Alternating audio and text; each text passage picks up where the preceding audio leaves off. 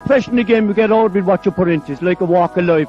If you're good enough, go out and get it, no more about it. But not so much control in the centre of the field from Kilkenny as Richie Bennett sends it high and over the bar. Your mother sends you down to the shop for a pound's worth of goods and she gives you 50 pence. You can't get the pound's worth of goods, can you?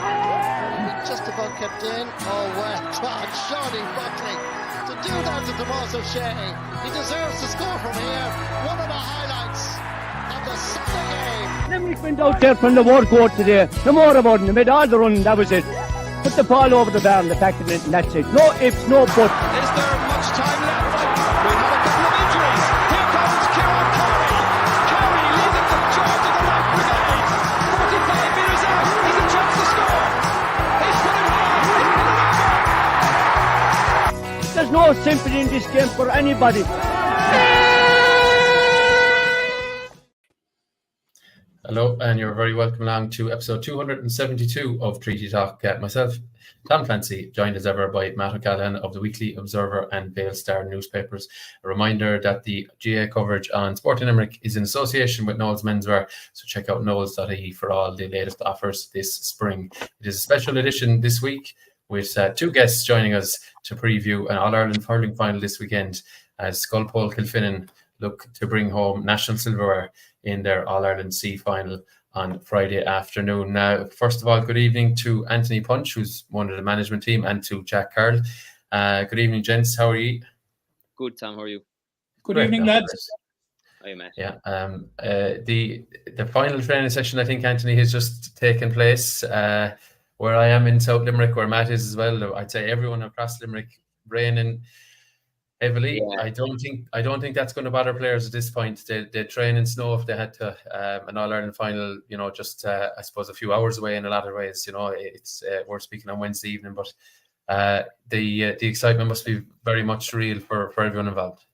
It is, Tom, in fairness, yeah. And we're lucky enough we have a great group of lads. They've been very committed all year in terms of training and making themselves available, making the effort to get there. And I know weather wasn't on our side today, but Blackrock next door to us have a fine astro job done in front of their wall balls, so we're lucky enough to have use of that, and especially in days like today, it comes in very handy. Throughout the year, even neighbouring clubs, Glenroe, would be good to let us use their own astroturf as well. A fine recent job. So we've been lucky in terms of facilities being made available to us, and very lucky with the group of lads that we have. They're very committed. Yeah, Jack, for you, you're missing the game through injury, but I'm sure Anthony and the rest of everyone involved wants to keep you involved. You must be disappointed though to be missing it. Can you tell me a bit about your injury and how long you've been out for? The first 20 minutes of the Munster final, I tore my ACL. Unfortunately, just whatever way I turned on it. But that was 6 weeks ago, I'd say now. Thank God I'm only out with knee brace and after crutches and ready for road now on Friday. Yeah, you're obviously going to be pucking every ball Friday. I'm sure. I don't know how you'd feel. In one way, because obviously everyone that's in a team wants to play, but I suppose you know that how good this team is, how good your teammates are, and maybe there's a bit of solace in that to say, well, at least there's another 15, 20, 25 guys who are going to put everything in there, even in your absence. Oh yeah, Jesus, obviously fierce disappointing not to be able to tug out on Friday, but sure, full faith on first 15 boys to tug out, and anyone who comes on off the bench, you wouldn't bat an eyelid whoever steps onto the field. Brilliant, yeah. Matt, this team, you've been tracking them all through the year. Maybe when I was guilty of looking over towards the Harty Cup at our Scoil, you were looking at the whole time at Scoil Pól as a real solid team. What do you know about the squad that you haven't already mentioned to us in terms of clubs involvement? Obviously Kilfinnan is one we mentioned there, which would be the Blackrock club, your own club, Glenroe, but there's a sprinkling of other clubs as well involved. There's actually 11 clubs involved altogether, and I actually didn't see them until the Munster final, which I thought they won convincingly. It might be only a 5-point winning margin in the end, but it was a very, very comfortable 5-point winning margin. But I came away from Fethard that day after the Munster final, and the one conclusion that I absolutely came to, and I have no reason whatsoever to change it, is that it will take an exceptionally good team to beat Scoil Pól. They're a very good, rounded, balanced team, and they have players They have a number of players with inter-county experience, like Shane Fitzgibbon. He's the centre. He won a county intermediate medal last year with Thurman Attack, Limerick minor in 2022, Limerick under 20 this year. You have Christian O'Gorman, who is the giant captain with him. He was a Cork minor last year. He plays his club hurling with Charleville. You have Darren Froon, who played with Limerick under 19 development squad. And then they have 3 Limerick minors as well, the Dennehy brothers, Cahill and Dahi, and Adam Froon. But I just like to say to Anthony, like I've been around the school and the school community for a long time, and that my own sons and daughter attended the school. I have never seen anything that the school has done or gone about really, and I remember it when it was about that has captured the imagination of not just the school community, but the wider community, Anthony. Yeah, I suppose it's a big occasion for us. It's something the hurlers in the school haven't done before is win a Munster or reach an All-Ireland at senior level. There would have been occasions in the past where our Camogie squad would have had great success doing All-Ireland a number of years ago, and it would have, there would have been great support locally and from neighbouring clubs at the same time. Our ladies footballers have had some success, but I suppose the hurlers would always been something we've been aiming for, is to have success at a provincial level. And once we did get that, support grew and grew, and over the last kind of 2-3 weeks, we've had it's been very exciting, I suppose, for the group, and even that excitement continues to build approaching the final. And we're lucky enough that the Kilfin and the local area, the supporting clubs and parents association, teachers, everyone's kind of coming on board. It's a special time. Anthony, you've seen this team coming through the ranks up along. Did you get a sense that this possibility of success was in them? Yeah, you'd always know that, geez, we have a great group of players here. And you'd see them with their clubs too. They'd be always at the competitive side of things come the end of the season. They'd always be very busy with club games when we kind of want them for school training, which is a great sign in itself that clubs are still going late into the club year. So you would always know, we have a good bunch. We've a lot of experience and a lot of really committed fellas. But at the same time, you're never quite sure just how it'll gel until the season gets going. And we were lucky enough with a great start to this season. And momentum kind of kept building, and I suppose once we started our Munster campaign, we kind of said to ourselves, the management team, that we're in with a shout this year of doing something if we keep working hard. How important, Anthony, are the players that I listed out there with county experience? They're very important. I suppose they set the standard, but in a way I'd argue the lads that maybe don't have that inter-county experience are just as important, because they try and match that intensity and the effort and commitment that they bring. Their attitude is just as important, I would say. But obviously, it's very helpful for them to have the likes of Shane and Christian, to try and match their level, their attitude, their commitment to things. And when you do have players of that quality, and those players buy into what you're trying to do, they come training all the time. They're always present. They give you everything. There's no airs and graces. That's obviously really beneficial for us too. Jack, my heart goes out to you.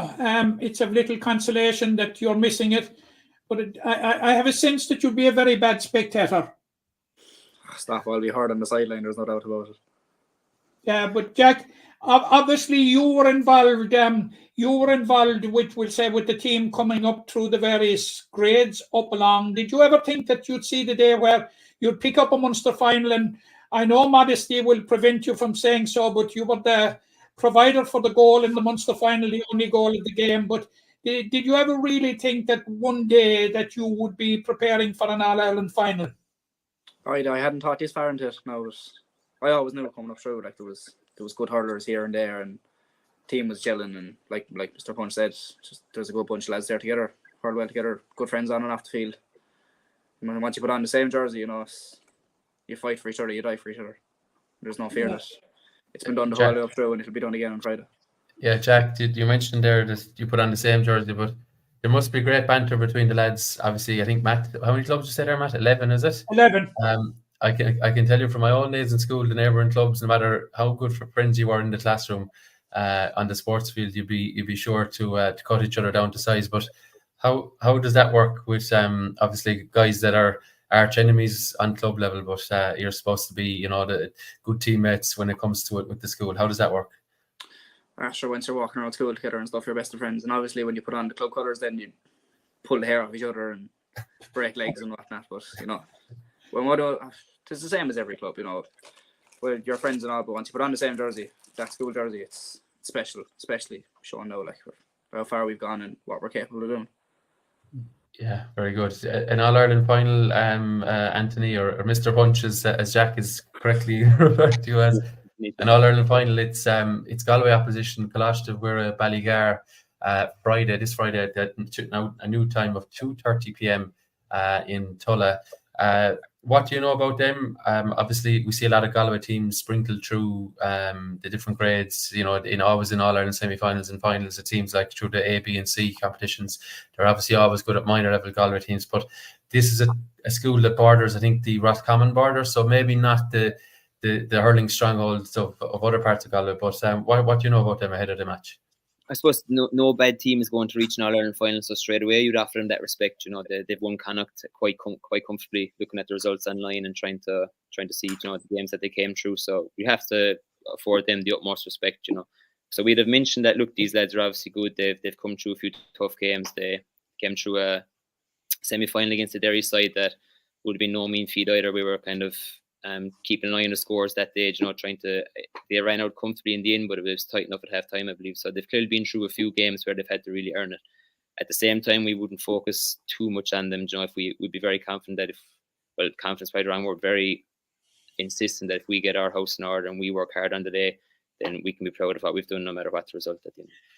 And the face of school hurling, in my opinion, in Limerick has probably changed in the last maybe 15 years. I think maybe Scoil Reach broke a barrier in terms of Limerick schools, believing that there was titles there for them, and maybe not even just titles, but that they could compete with, you know, maybe the Kilkennys, the Corks, the Galways, the schools. As someone who's obviously been around as well in that period of time, have you noticed a change in mindset, even in how teams are prepared now? Maybe going back, a lot of schools probably didn't put enough into it in terms of resources or time. But has that certainly changed in your own school and indeed and further afield in Limerick? Yeah, I suppose here in Scoil Pól, I'm here maybe 7 or 8 years now. There's savage work that goes in across all age groups and all codes by the teachers. We're probably lucky enough that we have a lot of people on staff that are, you know, very giving of their time and very helpful in terms of preparing teams and setting up teams. Since I was in school myself, my own principal actually here, Mike O'Hara, would have coached me in Bruff School probably 15 years ago at this point, 14 years ago at this point. And yeah, we'd have trained hard, but I suppose the mindset of the players now is they take it a lot more seriously too. You know, they're kind of on your case about winning training as much as you'd be on to them about getting to training in the first place. So it's our Scoil's success in Mumbai, but hurling in general in Limerick over the last 5-6 years has been going so well that the interest in it has grown and grown and grown. You know. And Jack, similar question to you, Jack, on that. Just before you go back to Matt, similar question for you, Jack. When I was in school and I was your age, I tell you, we didn't have much to look for Limerick success. I think I was probably 2 or 3 years old when Limerick had previously won a Munster title. I'm sure Anthony's similar enough from the mid-90s. But you guys now are seeing Limerick teams across all the grades, but obviously senior inter-county level in particular. You're seeing them win a lot. You're seeing the preparation these guys do, the condition they keep themselves in, you know, how they approach things. Is that something that you guys are taking on board? You know, obviously anyone in inter-county teams at Underage, you get a feel for that too. But, you know, is this success Limerick are going through, is that coming on to you guys? You're hungry to get involved and hopefully reach that level someday? Look, geez, it's obvious Limerick have stepped up the game completely when it comes to inter-county hurling. But yeah, I suppose it would have. It's nice to see teams win, and you always want to have a couple of medals in your pocket and a couple of trophies to your name and whatnot. Look, we kind of knew there's coming up through the ranks. There was always a good team here. And eventually we were always we knew we were good enough to win something. It was just a case of going out there and doing it. Yeah, well, you've done one, and you're hoping to do another. Matt, you were going to jump in there. Yeah, I was just going to address Anthony in that. You know, what I've noticed is the camaraderie that is between, first of all, the three mentors, yourself, Eddie Kiley, and Paddy McCarthy, and the camaraderie that's within the hurling group, yourselves and your players and the team. And you know, having visited the school in the last week, you couldn't but sense the sense of support that he's within the school for this. Yeah, Jesus, it's been absolutely fantastic. The support we get, say, from the top down, from the principal in helping us to prepare for games, to the teachers and the sacrifices they make with students missing classes and having to catch up on them, and cover for lessons when you're gone to games, all that kind of. It's nice to pay it back in a way when you do have some success, And then with the group of lads themselves, that you mentioned camaraderie, they are. You probably sounds like a cliche, but they are a really good bunch of people. There isn't really anyone in there that you wouldn't say is a good lad, or you wouldn't say isn't an honest fella. So it's a pleasure for us, I suppose, as a management team to work with lads like this, and the fact that they've responded to everything that we were trying to do, it's been very, very positive. Jack, the management team, obviously, they put you through your paces for quite a bit during the year. You were telling me earlier in the week you didn't like all that running. Look, it's part and parcel of playing with a team, I suppose. It has to be done. You're not going to begrudge it now, look where we are. Yeah, that's the diplomatic answer, Matt, I think, at this point. So you're happy you're happy you put in the long hours and the steps and pump the iron and what you had to do. I am. I'm delighted it's done now. I'm sure the boys are too. Yeah, well, only one more hurdle to go. Lads, I think we've covered it off there. Myself and Matt will be on reporting duty, I hope, on Friday if the weather holds up and the venue holds up and all the rest of it. I think the both of us, and indeed I'm sure we'll echo the sentiments of anyone watching or indeed listening to this over the coming days. We're wishing you the very best against the Galway boys on Friday, and of course Galway and a bit of Roscommon as well. We hope there's another All-Ireland resting on Shannon's side, and we hope that you have a very good afternoon in Tulla on Friday. So for myself and Matt, we wish you all the very best. I want to echo that. Thanks very much. Many thanks to Anthony and Jack for their contribution, and as we just said, wishing them the very best in that final on Friday at 2:30 p.m. throwing in Tulla. If you can make it along. If not, it is being streamed by on YouTube, so that's available for all to see on Friday afternoon. Might be the ideal way to start the bank holiday weekend. Matt, another busy weekend for the Limerick hurlers is forthcoming with a trip to Galway. But before we look at that, we must look back at a 1-point win over Tipperary on Limerick's nomadic tour through this Alliance Hurling League. A home game played in Páirc Uí Chaoimh. Credit to the Cork County Board for making the venue available.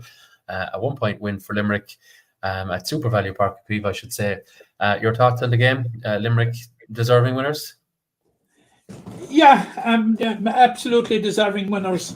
I think no doubt about that. You can see that the very last puck of the game was a goal, because it was an uncharacteristic mess up in the Limerick defence, as were two of the goals, and it was a very, very comfortable 1-point win. But I've been just reflecting on it since, Tom, and I'm wondering, could that goal come back to haunt us next Saturday evening?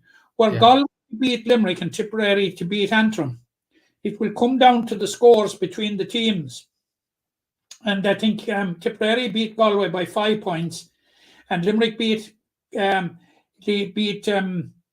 Tipperary by 1 point. So we're +1, and Tipperary are +5. So it could be very, very tight. If we draw, we're okay. Yeah. But we're fine. We'll go to 9 points and we'll qualify. Yeah, it's the new, and I say new, it's the second year of the scoring difference between the three teams. So Limerick currently +1, Tipperary currently +4, and Galway -4. So yes. if Galway were to beat Limerick by, let's just say, 3 points, Limerick will go to -2 and Galway will go to -1. So a 3-point win is the target for Galway. That will basically knock Limerick out, dethrone them as champions. So that's the scenario. And it was actually late 1-1, wasn't it? For, I think the last 1-1 went to Tipperary. So Limerick were very comfortably ahead. They were 5 ahead, and that would have, I suppose, taken care of business in one sense. If Limerick did win the game by 5, it would have made it impossible really for Galway to, unless it was another 5. Galway beat Limerick by 5, but even then we're getting into all sorts of abacus work there. But yeah, but I'm only just making I'm only just making a point, you know, that it could be a very costly goal. It could be a very costly, as you said. Jason Ford got the last point, and Jake Morris got a goal. That's you know, that brought Tipperary to within a touching distance that they shouldn't have been in. You know, but it looked bleak enough in the first half with Limerick playing with the breeze and to turn over at half time. A point down, but we have seen Limerick in the third quarter, and you know, how many more times have we to be reminded of it? You know, they really stepped on the gas in the second half, and what really impressed me was we had three players, the last three players of the All-Ireland winning team of last year that started making their first appearances of the year, and you know, it was like as if any of the three of them weren't ever away. Like Angalan was, I thought, exceptionally good. Peter Casey, hugely busy performance all around the place as Peter Casey does. And what can we say about Cian Lynch? Scoops man of the match. Yeah, you know, and like it'll be very interesting to see, mindful and informed by the permutations that are riding in the game, that what sort of a line-out John Kiley will go for at the weekend. It's going to be very interesting. We have to say it again, and we've said it a couple of times here in this podcast, Tom. We have to mention the performance of Donegal O'Donnell. Yeah, absolutely outstanding. And one of his points was one for the ages. 3 goals and 15 points in 4 national hurling leagues, all from play. You cannot argue with it. And sometimes in the same breath, we have mentioned a player at the opposite end of the field, Fergal O'Connor, who had another very good game for Limerick. But it'll be very interesting to see what the lineup will be. There was no Barry Nash. Darragh O'Donovan was injured at the weekend.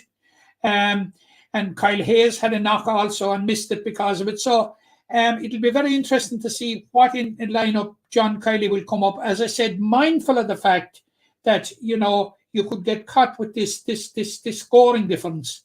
And like Limerick, you know, I've had people saying all the week we're home and dry into the semi-final with 8 points. You know, it would be a very hard knock to take that if you won 4 of your 5 games in a 6-team group, and you fail to come out of the top 2.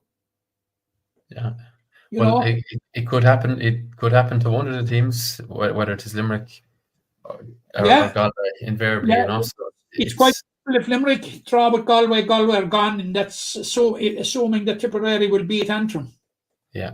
You know, but Tipperary can play Antrim and they can beat them by 50 or 60 points. It won't have one iota of make one iota of a difference to the scoring different system. It's only the games. It's only the games between the 3 that are likely that could possibly finish in 8 points that will matter. I think, Matt, when that rule came in last year, there was a bit of criticism of it, but I think this is a good example of where it makes sense, because you know, you don't want Tipperary going out against Antrim thinking, because Tipperary's match is actually after Limerick's match will be finished. So you don't want Tipperary going out to say, right, we need to beat Antrim by 39 points and going out and doing that, or whatever it would be. I'm only making up a number there, but I think it makes more sense that, you know, the 3 teams vying for position could be ranked on their performances against each other, rather than, let's face it, a bit of cannon fodder like Antrim. Limerick put a huge score on Antrim. Galway put a huge score on Westmeath. I don't think that should be a deciding factor. You know, maybe like v like, and I think there's merit in it here. But look, we'll see how it plays out. Obviously, if Limerick win the game, there's no scenario for that. If Limerick avoid defeat, yeah, that scenario doesn't come into play. But I'm only putting it out there because it is there. Yeah. Can I pick up a couple of points about the game? You mentioned Donegal O'Donnell, and I think we're heavily invested into the Donegal O'Donnell fan club. We might be chair and vice chair between us, Matt, but big fans as we are. But his point, I think the one you referred to, is the one where he actually had, I think he was out of catches or something like that, or he was running out of road, it looked like. He actually flicked the ball away from himself, gathered it and put it over the bar. Basically, he played the ball to himself. Yeah, he passed it to himself. that will tell you the confidence level that this young man has at the moment. I mean, Absolutely. look, maybe he's an individual that has always had confidence, but to do that in a Munster derby in the league, when some of the big guns are coming back, to take that on, if you did that wrong once or twice too many, you might be getting the curly finger. But he backed himself every inch of the way, and it was a great score. And I think it just shows, the belief he has in himself. Fantastic score, Tom, especially coming against Tipperary, because no disrespect to Antrim, Westmeath and Dublin, Tipperary were a big step up on those three. Yeah. And as you said, he backed himself to do it. It was absolutely, it was an absolutely phenomenal score, a score for the ages, that one. Yeah, definitely was. I'm sure he looked back on it for years with relish, but his overall contribution, I thought, was excellent. And, it as I said, second guessing John Kiley, I said, I always say is a hazardous business, but I'll tell you, he's going to have problems, and lovely problems, when it comes to the championship, because that's one young man that has definitely put up his hand, as Adam English is, as Shane O'Brien is, as Fergal O'Connor is. Like, you've young players there making a statement. And the experiment with Cathal O'Neill at centre back, I don't know if he's going to continue there.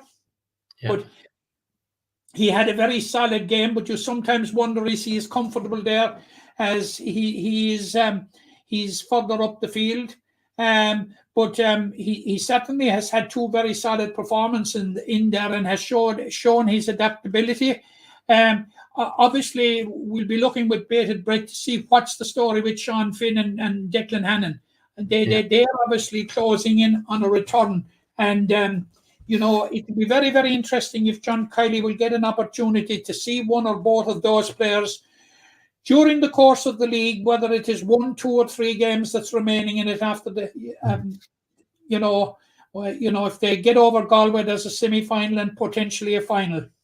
Yeah, I think an interesting stat that I think it was Will O'Callaghan of Off the Ball had. In fairness, I won't credit myself for finding it, but Limerick conceded 3 goals in a league game for the first time since 2017.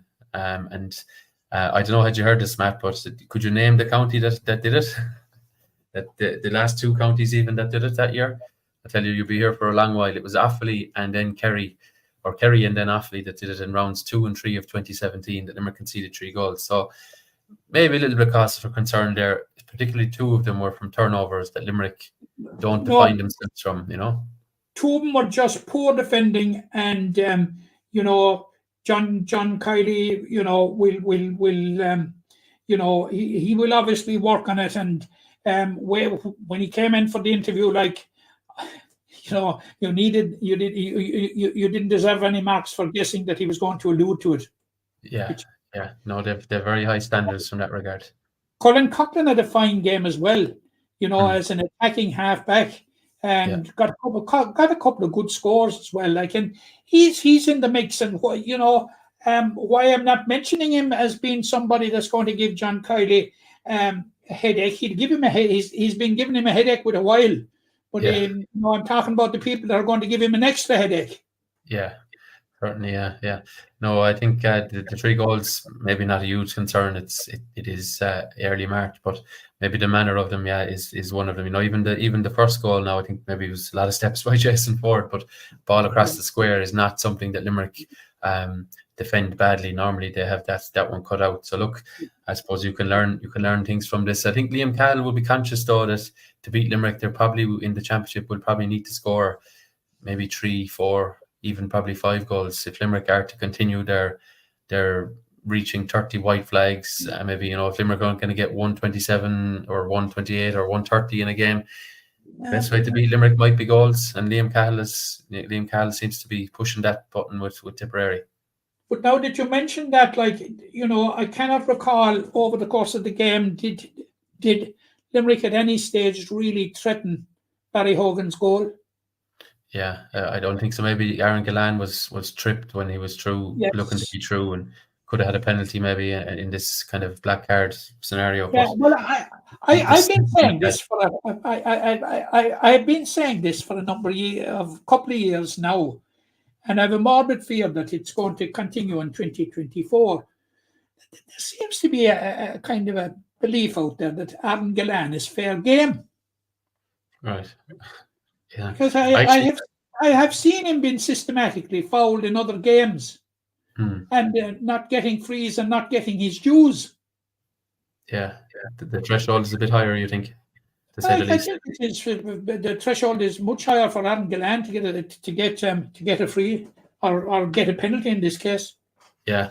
And even then, looking back on the replays, I'm not sure did he even get the free. I think it might have been for an earlier infringement on Peter Casey. So yeah, maybe he didn't get that. But nevertheless, roads lead to Salt Hill for Limerick's what should have been a home game, but obviously we know the Gaelic Grounds is looking for its bit of a breather before the championship. So it looks like Limerick won't play there until the first or the second round of the championship, unless of course the league semi-final or final rocks up there. But potentially, I'm hearing on that score that the Gaelic Grounds will be available from around the 10th of April.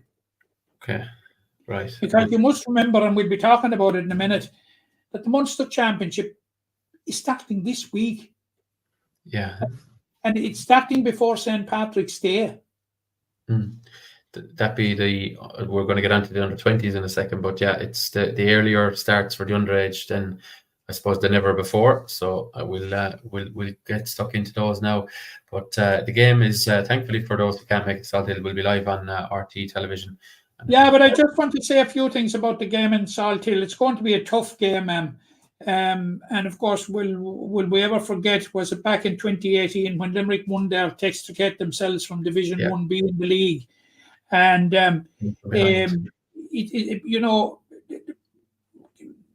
Galway have been going pretty well, but they suffered a double blow, and probably a needless double blow from their point of view. Last Sunday in the game against Dublin, when Dahi Burke and Conor Whelan saw red late in the game, and will now sit out the Limerick match. Yeah, which is a very, very big blow to Galway. Yeah. Because I don't think either could argue that. They need those two players in their side. Because I was just looking at the Galway line out, and it's not a hugely experienced line out. No. There's players that have been around for a while, but how much game time at this level have they in them? And that they would need the Dahi Burks and the Conor Whelans of this world, around. But I think nevertheless it's going to be a difficult game for Limerick, but I think it's a game that Limerick will be fully focused on, as when Limerick's backs are to the wall, as we've seen in the past. And and for the reasons which we outlined at the outset about the vagaries of the scoring different system. So I think we'll be talking about next week. We'll be talking about Limerick involved in the league semi-final. Yeah, but there is a pitfall there. There certainly is, yeah. And I think, look, if ever anyone thought Limerick were going to pull up the handbrake in the league last year, I don't think they have any interest in doing that this year.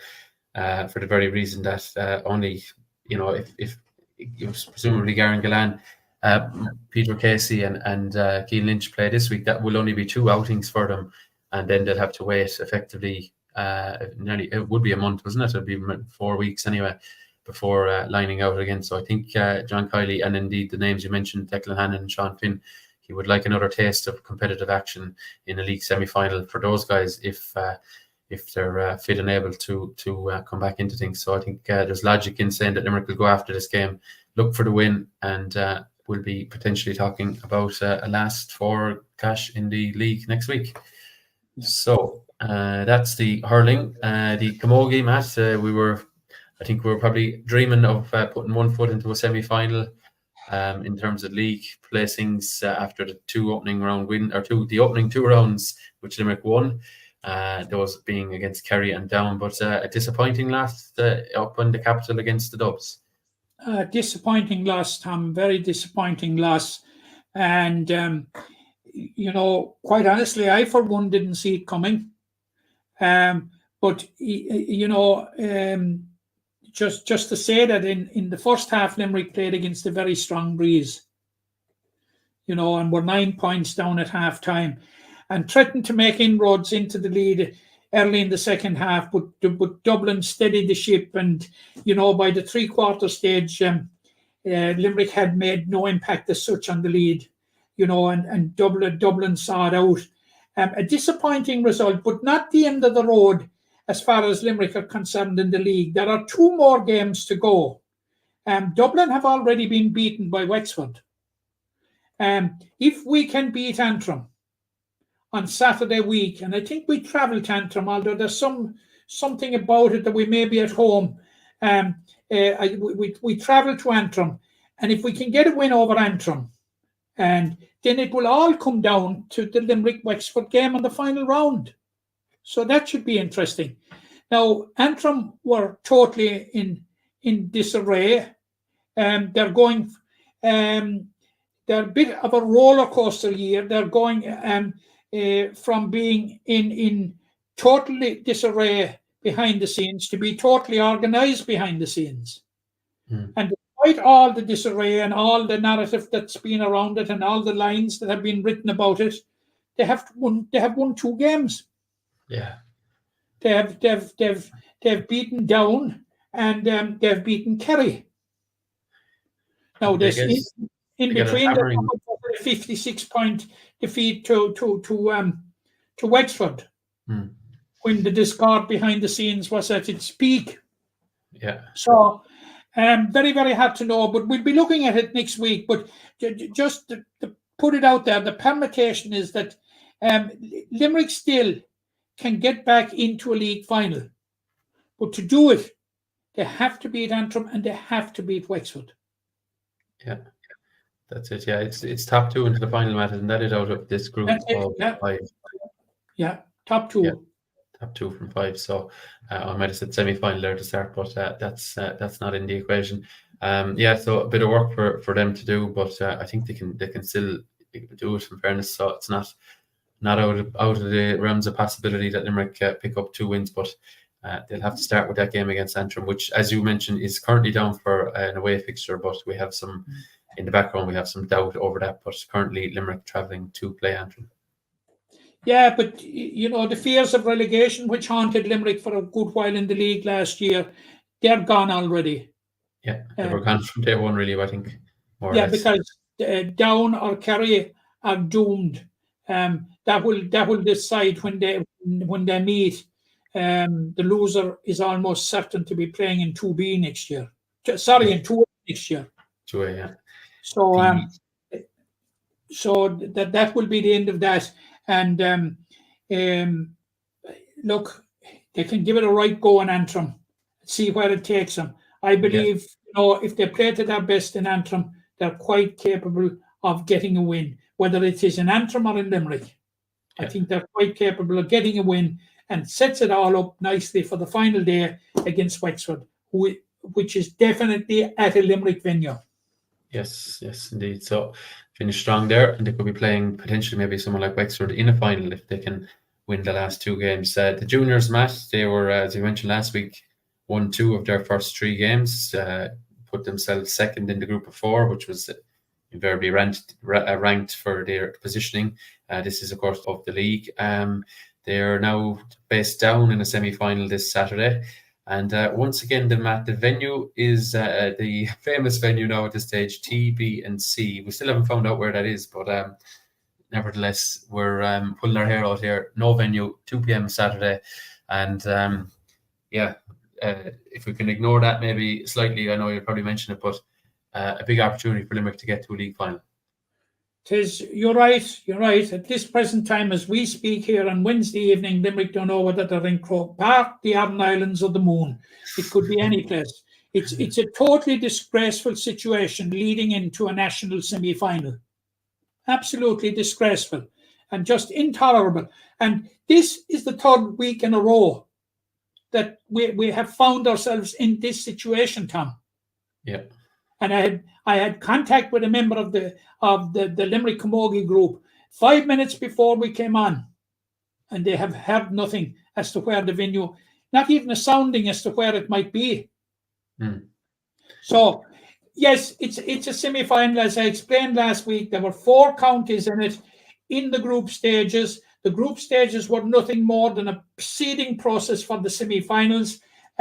Limerick lost to Dublin by a point in the first round, had huge wins over Antrim. I think they beat Down 4-20 to 4 points, beat Antrim 5-16 to 1-5. And Limerick finished second in the group, which in normal circumstances would give them a home venue. But there's some vague rule out there that if the venue, if the contesting teams are so many miles apart that it has to be at a neutral venue. How we're always on the receiving end of these things, I don't know, but it is what it is. It's going to be at a neutral venue anyway. And it's very, very hard, Tom. It's very, very hard to see how Down, in the space of 3 or 4 weeks, can bridge a 4-20 to 4 points gap. Yeah. I don't think it's on. And I think David Deedy's side, like they did quite well last year. Now, in the league, they were poor. They had only come together. It was a new group, new management. They stuck at it. They beat Offaly in the last round of the league, had a decent run in the championship, were finally beaten in the quarter-final by Roscommon, and they're carrying it on this year. And as David told me earlier on in the year, that he was pretty confident, but he was pretty happy with the way things were going, and that he had 21 of the 30 players that he had last year committed. You know, you might say, where were the other 9? Well, a couple of them were promoted to the seniors, which is, let's face it, which is what this team is about, grooming players to play senior Camogie down the road. And that's just a fact of life. But Limerick are much stronger this year, and I will be shocked. I don't think I'll appear on the podcast next week if Limerick haven't beaten Down. Yeah. The only thing that might trip them up is the actual venue. So if they can find the match, they should win the match. I think we can agree on that. If they can find out where they're going, yeah, I think it's pretty sad now in the year of 2024 that you know, I know pitches are wet and weather and blah blah blah. I get all that. I get every bit of that. Every bit of it, I get it. But it's just like if I'm even thinking, if you're on the Limerick Camogie board and you're trying to book a bus. And you're saying, hello, I'd like to book a bus Saturday afternoon. We need to be somewhere up the country for about 12:30 for a 2 o'clock start. Where, like, you know, how do you sort that one out? It's pretty ridiculous. But look, I'm sure they'll get there. They'll get the venue. They'll hopefully get the win, and we'll be looking forward to Division 3B league final this time next week. Matt, the Miners are making steady progress. They were the South Campus in UL last Sunday. It's 16 points to 10 win over Roscommon. That backs up the win over Clare. 2 wins from 2. They've Offaly to come. Things working nicely for the management and players at this early part of the group. Yeah, things working very, very nicely for Paul Neen and Tony Dunn and their management team and their players. All you can do is play what is put in front of you. As I said last week, they had 2 hectic games with Clare last year in the final round of the group stages, and in the All-Ireland semi-final in Clonmel. I was at both of them. And they now move on to play Offaly on Sunday week. And I saw the game with Offaly last year, and Limerick were so much better than them, way, way better than them. But, of course, when it comes to minors, you're talking about age limits, and it can change so dramatically. But there are 10 of that Limerick squad from last year still available and doing the business, and they're their players basically down the centre forming a good spine to the team. And I just looking at the Roscommon game and looking at the Clare game beforehand, before it, we're getting a good spread of scores, which is very, very important. And it's the top 4 will qualify for the semi-final, and were you to get a win over Offaly on Sunday week, you'd be pretty confident that you'd be marching on to the semi-final at least. And of course, just for our viewers and listeners, that Limerick were beaten in the All-Ireland final by Antrim last year. Yeah. How many are in this group, Matt? Remind us. We've mentioned obviously Offaly, Roscommon, Clare, and Limerick there. That's 4. But who else is in amongst it?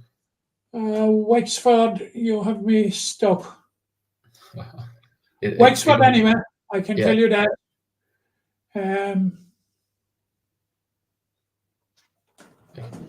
We'll find it, but yeah. But anyway, I'll have that for next week. Don't worry. Yeah, certainly. Yeah, well, it is until next week. Roscommon, Clare, Wexford, Limerick. I think possibly Laois are in it. Right. Yeah, just so you can grab it very quickly. I'll clarify same last week because I'm sort of ambling along with it as they play the different teams. Yeah, and let's see who else. I think. And mea culpa for not taking a better overview of it. But you know, there is a cliche, Jack or Tom. There is a cliche there. One game at a time. Yeah, and that's the way you're doing it too, Matt. Fair play to you. That's the way I'm doing it. And right. We'll return to that next week. But 2 wins from 2 is the headline news on that one, and obviously Offaly to come, which is on Sunday week, the 24th of March, and we'll look ahead to that one next week. So the minors bubbling up nicely. We hope for a big spring ahead. A team looking for a big spring at the moment, Matt, is the Limerick Senior Footballers. They are currently rock bottom. I say rock bottom. They're actually 7th, but themselves and Wicklow are vying for that 8th position. Wicklow down there and scoring difference, and it's Wicklow that Limerick face in Auckland this Saturday. Obviously, the loser this one is automatically relegated. So plenty on the line for both teams here, Matt. Yeah. But the loser is not automatically relegated. If it is Wicklow, they're automatically relegated. Oh yes, of course. Yeah, Limerick. There's a scenario. And, where Offaly to lose to Sligo on Saturday, and Limerick beat Offaly in the final game, then Limerick would survive in the head-to-head. And Wicklow not win their last game as well. Yeah, which is a difficult game. Yeah. Yeah. So if the 3 teams ended up in 2 points, that's where the little correction from my statement comes. But in a lot of senses, Matt, I think if whoever does lose this game will, that'll be it. Even I know you're saying Limerick have a scenario where they can come back, but I think it'll be very difficult to be going to Offaly with another L in the column beside their name. I think this, for confidence as much as anything, this is needed. It would. It's the simple permutation for Limerick at the moment is win the 2 games and you're safe. Yeah. Irrespective of what happens, even if Offaly were to beat Sligo, you catch Offaly on the head-to-head, and you'd be moving to 4 points where Wicklow would be on a maximum of 2. Yeah. If that all makes sense. But forget about the permutations for a minute. That there is one vital thing that must happen is that on Saturday in Auckland, Limerick have to win the football match. And over the last 2 games against Westmeath and Clare, there certainly were the green shoots of a revival. That there were signs that things were beginning to come together. And if that can progress further, it might be enough to get over Wicklow on Saturday. Now, Auckland, of course, has been the graveyard for so many counties' hopes in league and championships over the years. But we haven't a bad record in Auckland now. Yeah, decent. I think Limerick won there in 22 today, I think, in the league. Limerick have a decent record there. They won there twice, actually, in recent years now. So I don't think Auckland will hold the same fears for Limerick that it does for other counties. But nevertheless, it's a huge task for Limerick. There is no sugarcoating of it. It's a massive, massive task. And it'll be so disappointing were we to lose again, because that will make 13 games over the last 2 seasons without a win. Yeah, in the league, isn't it? Yeah. In the league, which is, if just can break the sequence and get something against Wicklow. And Wicklow have been in awful form in the last couple of games. Yeah. They've been in dire form. Whilst, Well, as I said, we've seen the green shoots possibly of a comeback by Limerick. And let's hope that Jimmy Lee can put out the strongest team that's available to him. Yeah. You know?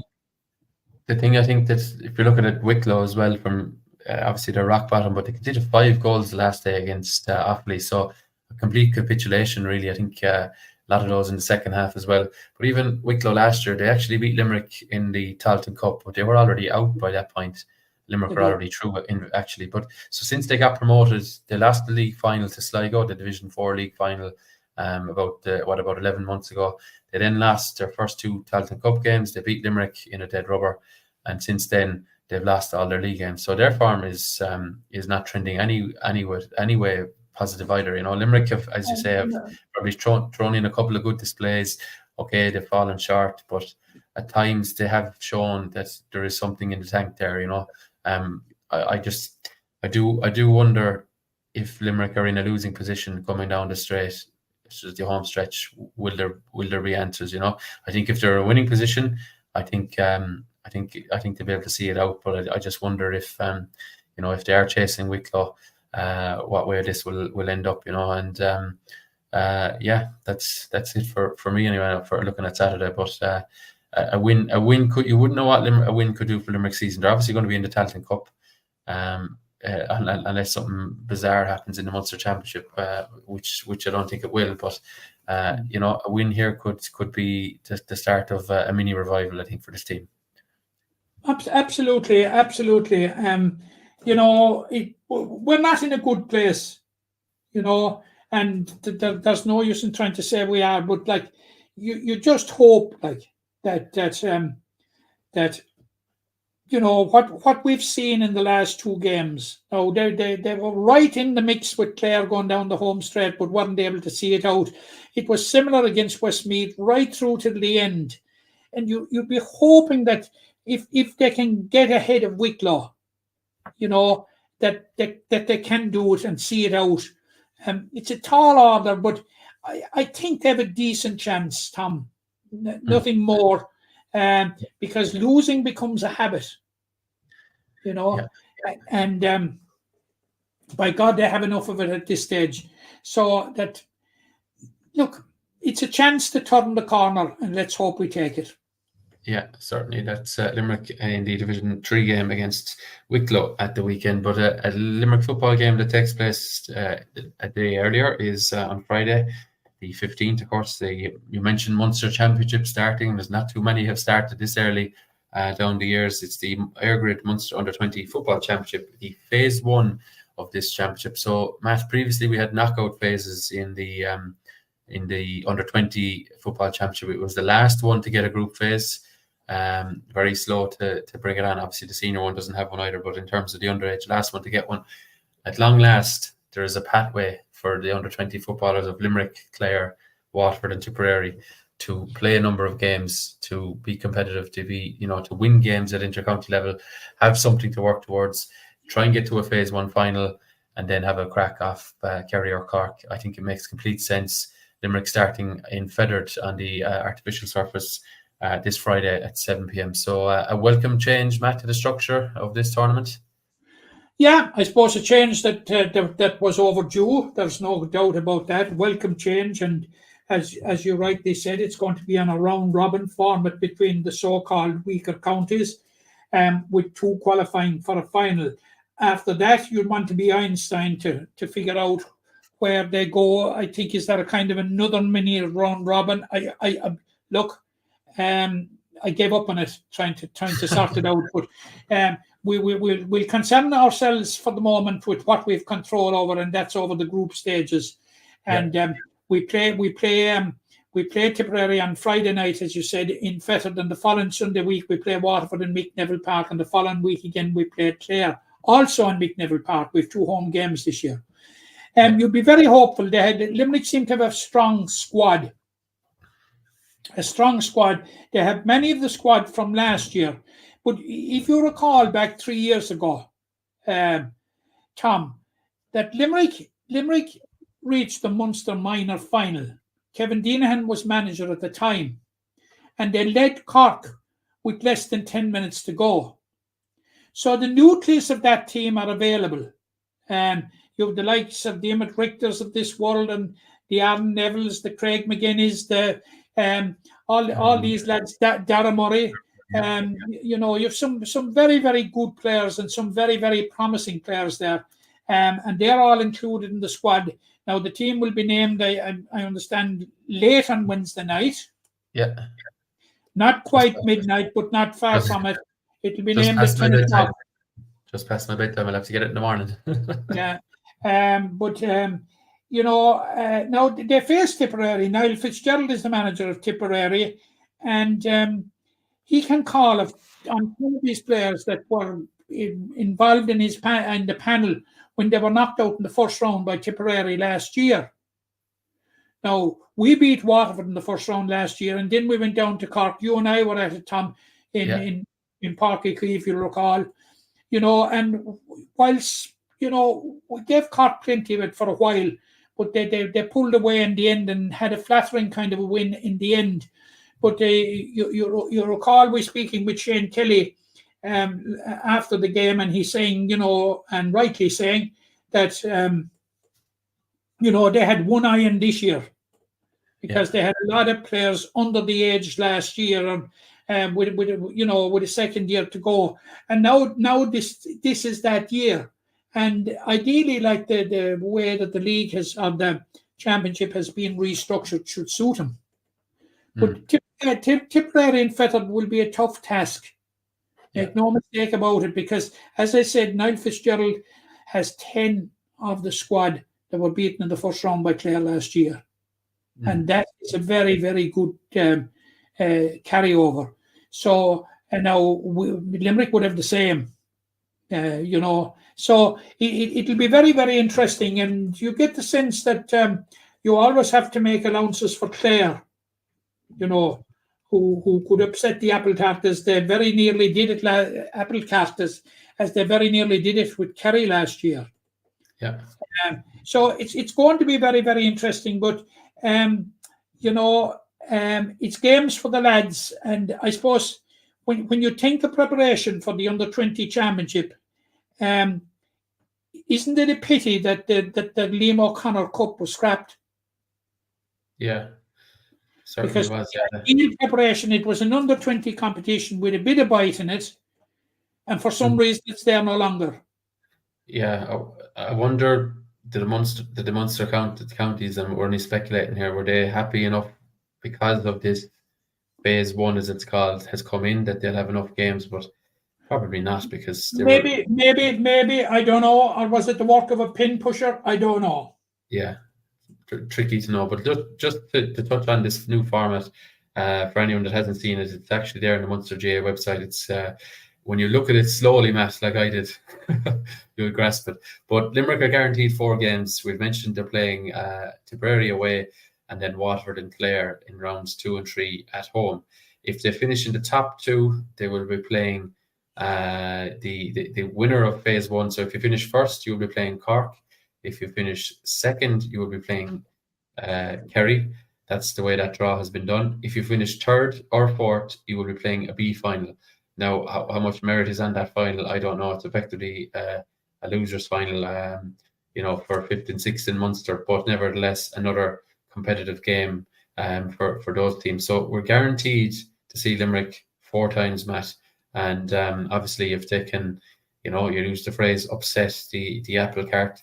Even beyond that, phase 2 has a couple of different rounds, so you're guaranteed 3 games in that as well. So it just said the team that wins phase 1 will play Cork, then they will play, I'm just trying to follow it here, they will then play the runner-up in phase 2 that they'll have already played, and then they'll play Kerry. So just say Limerick finish first and Tipperary finish second, as an example, then they'll have meetings with Limerick would then play Cork, Tipperary and Kerry, and then out of that group, then there will be the Munster finalists for the Munster Under-20 Championship proper. So there's actually, if Limerick finish in the top 2, Matt, there's going to be 6 competitive games, which is huge when considered they were only guaranteed one last year. That is a big increase. And obviously, if they could, rank in the top 2 beyond that, who knows? They could be in a Munster final on top of that. But that's a welcome addition for everyone involved. I'm taking it one game at a time.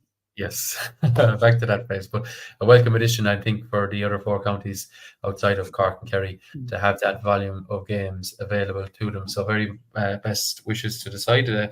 Captained, I believe, by Aaron Neville of Newcastle West. So hopefully Aaron and his comrades will get the ball rolling in Fethard on Friday night game, which I'm making the trip to myself. Matt, just what else have we covered up the schools? Well, we spoke about Scoil Pól at the start, but I would like to revert back to colleges. Yes, we're off on a tangent as usual. Because there are a number of colleges, like we're becoming great missionaries. Limerick are becoming great missionaries of sport, of hurling and football, because we're helping schools from other counties, and none more so than at the weekend when Tarbert Comprehensive School won the All-Ireland C Championship. And there was a very strong representation from Limerick. For instance, Stephen Carney of St. Sinans was in goal. Callum Buckley was fullback from Athay. Aidan Curry from Athay was also on the team at wing forward. And Dara Milan of Gerald Griffins came on. And we also on the panel was Jamie Broderick of Athay, Aidan Healy and Billy Hogan of Glen, and Jack Finnerty Mackay from Gerald Griffins. So we had 8 Limerick players picking up All-Ireland colleges football medals. There can't be too many of them around in Limerick. There cannot be too many of them around. Yeah. And I just want to note about Callum Buckley and even Curry. They were both key members of the Limerick minor football team last year that won the Darrell Darcy Cup. Yeah, they came out of the group stages in the minor football championship, won the final. So, they made their contribution to Tarbert CBS and Tarbert Comprehensive. Now on Saturday, St. Mary's Newport will contest the All-Ireland final in Tulla, which we hope by then will have been the scene of Scoil Pól's victory. They're playing, Tom, your pronunciation of this might be better now, it's Irish. Okay. They're playing Kalashte, EINDE from Galway City. I'm going to kick the touch on that one. I'll spell it again, EINDE. No, can't. Well, they're playing him in Tulla at 12 o'clock on Saturday. And Limerick again are making a huge contribution to the St. Mary's team in that there are no fewer than 9 Limerick players in the squad. There are 8 from Marubor. For instance, Evan Duffy, Jamie Long, Darren Colopy, who we all know was a Limerick minor for the last 2 years. Tommy Cusick, who's a Limerick minor for 2024, is on the team. The Sheridans, Cahill and Fenton, Dara Burke and Sean O'Connor, all from Marubor, plus Kyle Furlong from Mahan. Not too bad. Yeah, so we'll be ecumenical and we will wish the very, very best of luck to St. Mary's from all of us here in Limerick. Yeah, they're playing. It's Kalashte. Get over the line against Kalashte, whatever you call them. Kalashte of Salt Hill, anyway. We'll say Salt Hill. The Kalashte that's in Salt Hill is the easiest way to get around that. On Saturday, right. Just another little nugget. More silverware. On the staff in St. Mary's in Newport is our own ladies football captain, Roisin Ambrose. Right. So, and a third Limerick success. Now, there have been a number of Limerick successes, by the way, at Interferrum in the last couple of weeks at both All-Ireland Intermediate and Junior Interferrum. when a number of Limerick players picked up All-Ireland finals, All-Ireland medals. I'll revert back to it next week because Regeneron, I think, are in a final as well. So when I have the full story. Full recap, yeah. Yeah. But in the meantime, I would like to send congratulations to John the Baptist School and Hospital, who travelled to Kiltale in County Meath yesterday and won the All-Ireland Junior D Camogie final when they beat the Assumption College from Ballynahinch in the final 1-9 to 1-8. It was an absolutely nail-biting finish, but it was a day that Erin O'Connor from the Bruff Club will never forget because she scored 1-8 of the Baptist 1-9. Remember the name. Remember where you heard it first now, folks. Now, the John the Baptist team was made up. There was a big cohort of Bruff players in it. There was a number of players from Galway, and there was sprinkling of other players from St. Ailbe's and Camogie. So it was a notable win for John the Baptist. They led 1-5 to 2 points at half time. Evan O'Connor was the only scorer in the first half, as you could imagine. Now, Abigail Buckley got in on the scoring act for John the Baptist in the second half. And Assumption College or Assumption Ballynahinch were back on level terms with 56 minutes gone and going down the home straight. And of course, at this stage, it was absolutely nail-biting.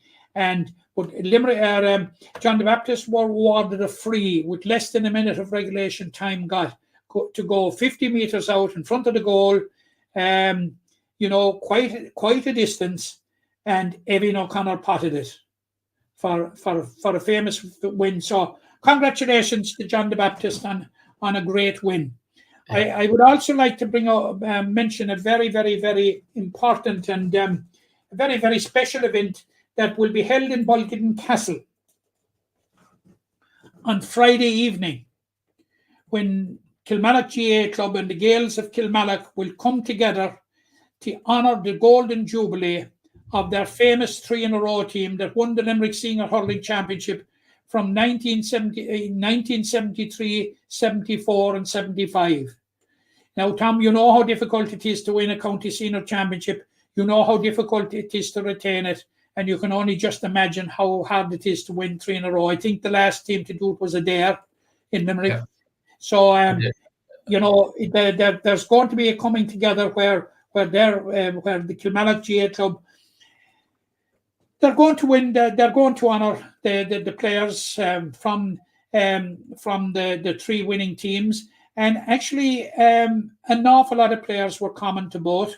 And I'm around long enough that I remember an awful lot of the games, and they're going to be honoured. And Kilmallock are also going to honour their 9 All-Ireland medal winners in the club.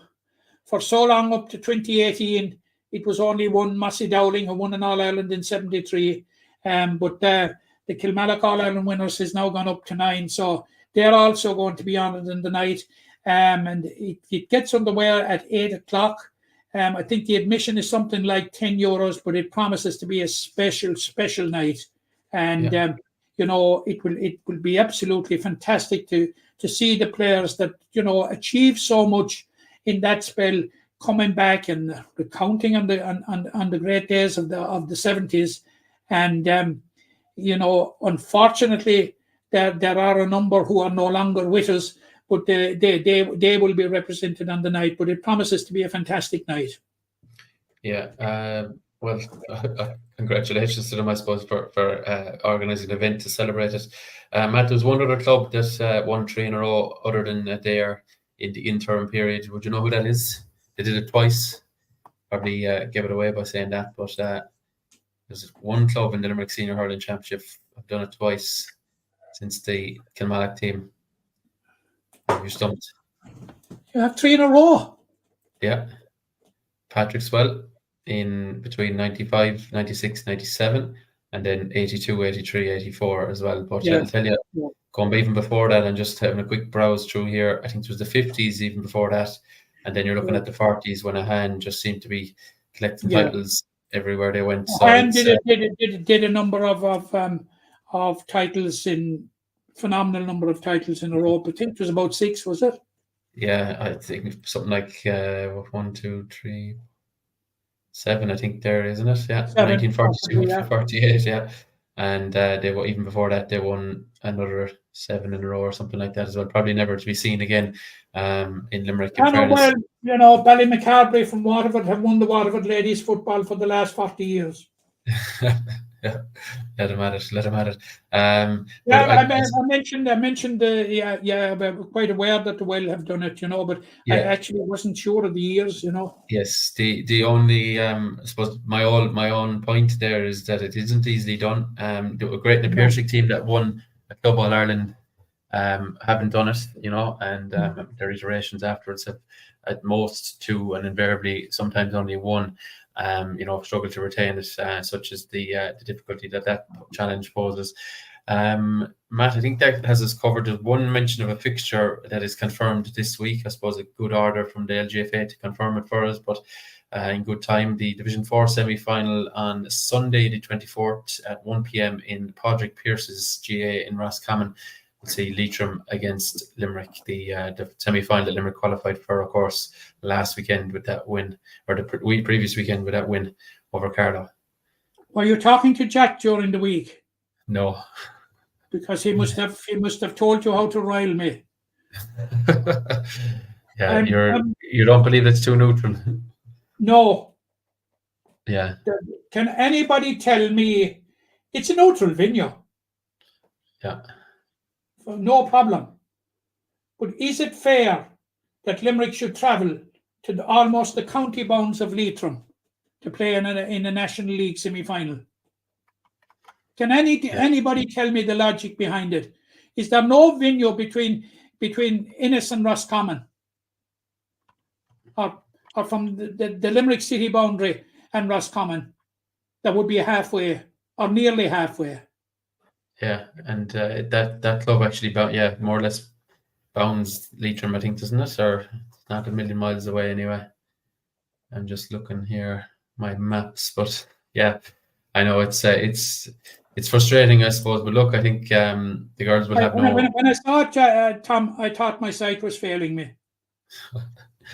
Padraig Pearce is a Roscommon, but so look, the girls won't use that as an excuse. They'll be hoping to. No, and we'll be talking about it next week, and they won't give that 5 seconds consideration even. Yeah.